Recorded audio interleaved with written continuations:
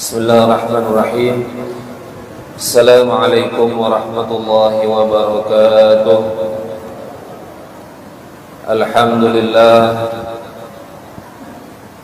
wassalatu wassalamu ala rasulillah Sayyidina wa maulana Muhammad ibn Abdillah wa ala alihi wa sahbihi wa man tabi'ahu wa mawalah.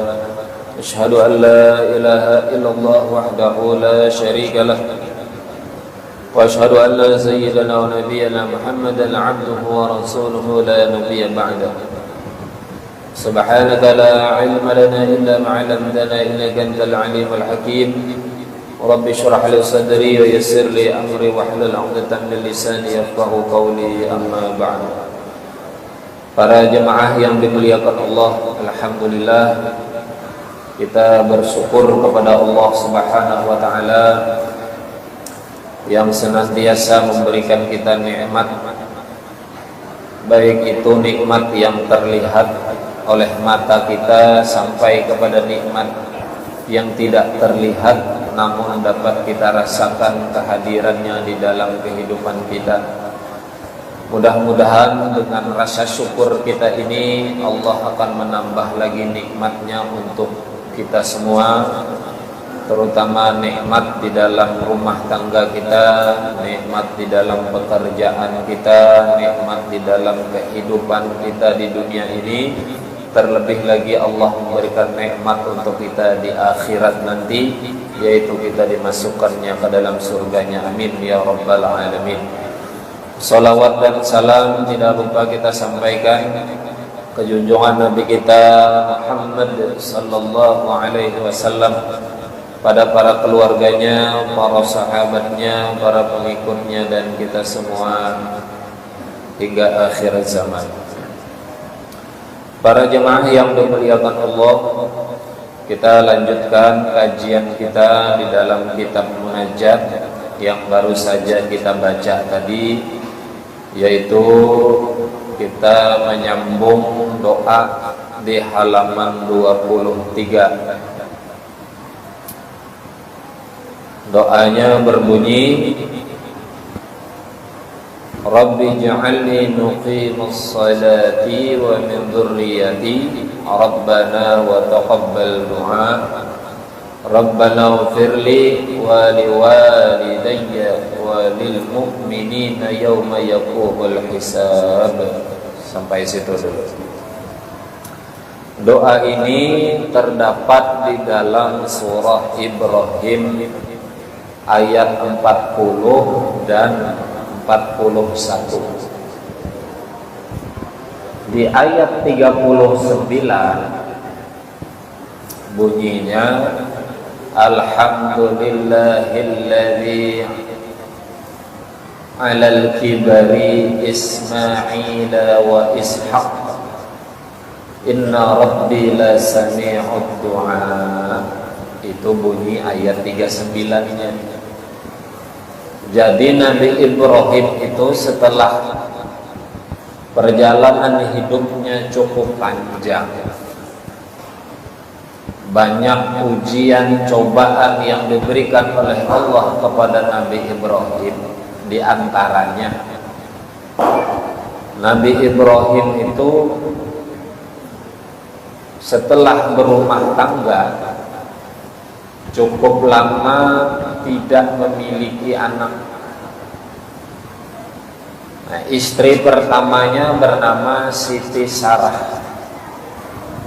Selama berumah tangga dengan Siti Sarah ini banyak rintangan, ujian, cobaan, termasuk di antaranya belum memiliki keturunan anak.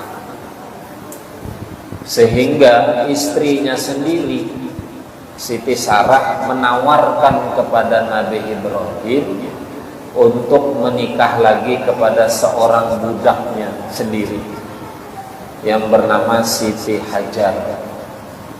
Jadi Siti Hajar itu budak atau pembantu Siti Sarah, di mana Siti Hajar ini hadiah dari raja untuk Siti Sarah, menurut riwayatnya begitu. Sehingga tinggallah di rumahnya Nabi Ibrahim dan Siti Sarah. Nah, Siti Sarah menawarkan kepada Nabi Ibrahim untuk menikah dengan Siti Hajar. Ini langka ini, jarang-jarang ada yang begitu. Di sini cari aja kalau ada begitu, hebat itu. Dari 100 mungkin dari 1000 mungkin satu ada. Dari 1000. Kalau 100 kayaknya tidak bisa disurvei. Nah, begitu Nabi Ibrahim menikah kembali dengan Siti Hajar, akhirnya Nabi Ibrahim dikaruniai seorang anak bernama Ismail, anak pertamanya. Ternyata begitu memiliki anak bernama Ismail, seiring perjalanan hidup muncul kecemburuan. Istri pertama cemburu, Siti Sarah cemburu. Ya maklumlah manusia. Karena cemburu, akhirnya mendapat wahyu perintah dari Allah agar Siti Hajar dan Ismail ini diantar oleh Nabi Ibrahim pergi ke Mekah, di sana tinggal supaya tidak ada kecemburuan. Kemudian setelah diantar, Siti Hajar dan Ismail ditinggal di Mekah yang saat itu belum ada apa-apa, masih tanah pasir, tidak ada makanan apa-apa. Nabi Ibrahim kembali pulang. Ternyata seiring berjalan waktu, Nabi Ibrahim dan Siti Sarah akhirnya dikaruniai juga seorang anak oleh Allah, namanya Ishak. Terpancing juga punya anak. Biasanya kita tuh begitu ya. Ada orang lama tidak punya anak, dipancing-pancing. Misalnya, cuman pancingan kita beda. Mancingnya ngangkat anak orang, diangkat jadi anak kita. Pancingannya kan gitu. Kalau Nabi Ibrahim tidak, pancingannya tidak tanggung-tanggung, disuruh kawin lagi. Coba aja kalau kita, pian kawin lagi, coba aja. Nggak bisa, maka pancingan kita ngangkat anak. Nah, supaya terpancing istri kita yang pertama agar punya anak. Nah, dari Siti Sarah punya anak Ishak, dari Siti Hajar punya anak Ismail. Nah, kedua anak ini melahirkan lagi nanti keturunannya para nabi. Dari Ishak lahir nanti Yakub, Ayub, Yusuf, terus sampai ke bawah, sampai ke Nabi Isa. Kemudian dari Ismail itu melahirkan Nabi kita Muhammad sallallahu alaihi wasallam. Nah, Nabi Ibrahim karena sudah dikaruniai dua orang anak, yaitu Ismail dan Ishak, lalu beliau bersyukur kepada Allah, yaitu ayat 39 surah Ibrahim. Alhamdulillahilladzi 'alal kibari Ismail wa Ishak, inna rabbi la sami'ud du'a. Segala puji bagi Allah, kata Nabi Ibrahim, yang memberiku anak di waktu tuaku, sudah tua. Menurut riwayat istrinya 90 tahun, Siti Sarah itu. Nabi Ibrahim 99 baru punya anak Ishak, anak kedua. Bersyukur Nabi Ibrahim, tapi tidak hanya sebatas ucapan syukur. Begitu diberi anak tadi, Nabi Ibrahim berdoa kepada Allah, Rabbi ja'alni muqimas sholati wa min dzurriyyati Rabbana wa taqabbal du'a. Nah, Nabi Ibrahim selain bersyukur, dia juga berdoa kepada Allah supaya anak-anaknya ini dijadikan anak yang rajin ibadah. Tidak cuma dirinya yang rajin ibadah, tidak cuma diri Nabi Ibrahim, tapi dia pengen anak-anak dan keturunannya juga rajin ibadah, ibadah sholat. Rabbana wa taqabbal doa. Ya Tuhan kami, Engkaulah Maha mendengar doa. Ternyata terbukti benar dari doa Nabi Ibrahim ini melahirkan anak-anak yang soleh, anak-anak yang alim, bahkan menjadi para nabi. Kabul doanya. Maka kita pun pantas membaca doa ini. Begitu kita diberi anak oleh Allah, amalkan doa ini supaya anak kita menjadi anak yang rajin ibadah, anak yang soleh soleha, serta sampai cucu keturunan kita. Nah, ini diamalkan doa ini. Nah, tidak cuma itu, Nabi Ibrahim selain bersyukur diberi oleh Allah anak, kemudian mendoakan anak-anaknya, keturunannya supaya soleh soleha, alim. Nabi Ibrahim tidak lupa dengan kedua orang tuanya. Maka doa lanjutannya, Rabbana ghfirli wali walidayya walil mu'minina yawma yaqumul hisab. Ini ayat 41. Jadi Nabi Ibrahim itu walaupun berseberangan dengan kedua orang tuanya, walaupun Nabi Ibrahim pernah diusir oleh orang tuanya, karena Nabi Ibrahim itu orang tuanya pegawai BUMN, Badan Usaha Milik Namrud. Itu orang tuanya tuh, pegawaiannya di situ, Umpat Namrud. Lain BUMN kita lah ya, Badan Usaha Milik Namrud. Nah, jadi tukang olah patung. Diusir Nabi Ibrahim waktu itu. Nah, Nabi Ibrahim tidak lupa dengan kedua orang tuanya, didoakannya. Rabbana ghfirli wali walidayya. Ya Tuhan kami, ampuni aku dan kedua orang tuaku. Walil mu'minina yawma yaqumul hisab, dan orang-orang yang beriman kepada hari perhitungan, hari hisab. Jadi Nabi Ibrahim itu tidak hanya memikirkan diri sendiri, tapi bagaimana anak-anak keturunannya dan orang tuanya ini menjadi orang yang di dalam naungan Allah Subhanahu wa taala. Ini penting kita ini hidup seperti itu harusnya. Diberi oleh Allah nikmat berupa anak, syukuri, didoakan selalu anak-anak kita dengan doa ini terutama. Kemudian jangan lupa kedua orang tua juga didoakan supaya diampuni dosa-dosanya, karena mereka juga tidak luput dari kesalahan dosa. Tugas kita sebagai anak berbakti kepada kedua orang tua kita, diantaranya mendoakan. Doanya supaya kedua orang tua kita ini diampuni oleh Allah dosa-dosa. Nah, ini doa Nabi Ibrahim.